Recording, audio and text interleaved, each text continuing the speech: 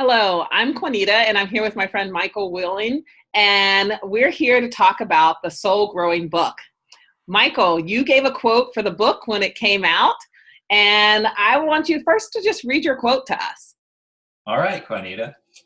My quote is, I wish someone would have told me that I didn't need to be ashamed of who I was, how I felt, what I did to cope with the difficult circumstances around me, nor what I hoped for in my life. So, Michael, one of the things I like about this book is all the men who participated are men who I know. And how do we know each other? We met Quanita, as you probably recall, on a retreat on Whidbey Island. And at that time, I was doing some direct work with shame and value, and you played an important role in that. And so we've been friends ever since that moment. Yes, and I've enjoyed our friendship and so glad that you said yes to the invitation. What made you say yes to the invitation? Directly coming from the work that we did together on that retreat. It was such a powerful moment in my life, and I was very available to share what was going on and speak directly what was going on for me in my learning at that point as a man in my later 40s, and thinking back to what would have helped back at the origin and source of some of those things. One of the things about this book, and one of the reasons I wanted to do these short interviews, is I like that when you all said yes to the invitation, what you said had another layer for me. Just like you just shared, we had a time together and you were talking about dealing with some of your shame stuff, that when I read your quote, it meant something different to me than I think it did to other people who read it, because we have this layer of relationship. And so I just wanted to share with people who have the book or who are interested in getting the book a little bit more about the men who participated and why. Is there an experience in this that kind of stands out for you?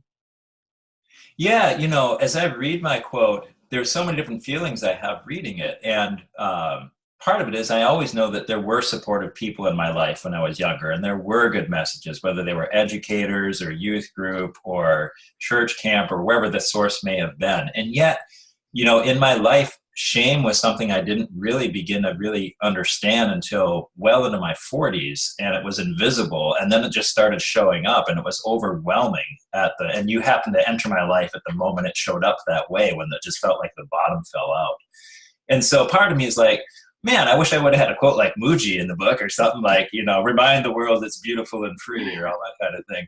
But instead I had this, and that was what was given for me to work with. And I spoke it directly, to you within less than 24 hours. So it felt like it was raw truth at that time. And it still is. And so it reminds me of thinking of that which is not transformed is transferred. And for me, the gift in this quote is that I don't have to be ashamed of working on shame or having it show up or understanding what it is. And the gift is I've been given that understanding, and I won't be transferring that to other people, because I'll recognize it in myself and understand how to engage it and how to shape it and how to integrate what its lessons are. Mm.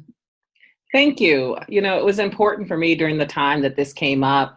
I was in the middle myself of going through a divorce. And so having these men show up and show up not only for this young man that I started to write the book for, but in a lot of ways, you all said yes because I asked for you to say yes. And so show up for me.